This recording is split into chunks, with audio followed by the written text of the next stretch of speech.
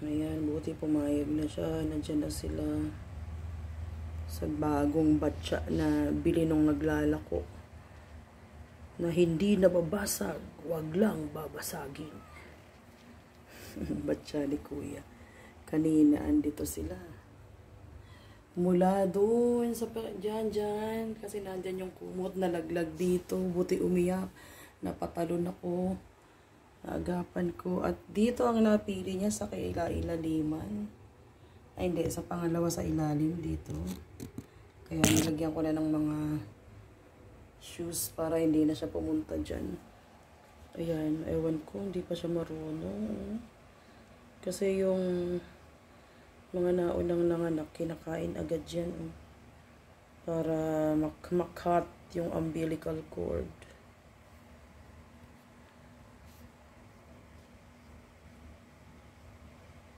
Padadehin mo sila ha. May lalabas pa kaya. Malaki pa ang tiyan ni Miso, the Persian Big Bone. Ayan, liligo na ako. Nandiyan na sila sa maayos-ayos. Doon kasi nalaglag na sa sulok. Doon no. Nalaglag na sa, mula sa ganito, papunta sa sahig. Nalaglag na. Eh, meron pang bulok na cat food dito. Kung saan-saan din nadala ang mga cat food nila. Ay, nako, men.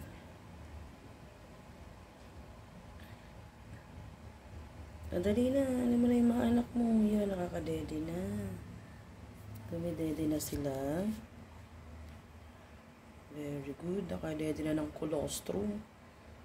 Ang isang ungga. Panganay niya yung black and white. Huwag mo sila dadaganan, ha? Huwag mo sila dadaganan. Oh, dali, dede sila. Kanina pa ako nagsasabon agad ng kamay. Oh, dali, dede na siya. Padedehin mo. Ayaw mo naman kasing patirin yung ano nila. Hindi sila makagalaw ng maayos.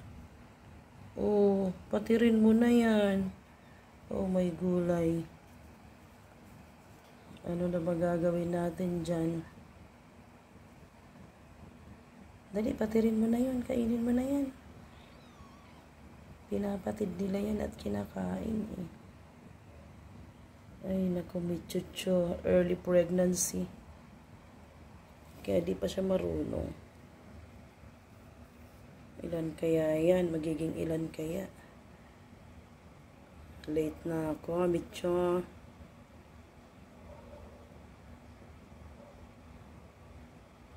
Dali, kainin, patirin mo na yan. Dali, i-cut mo na yan. Cut.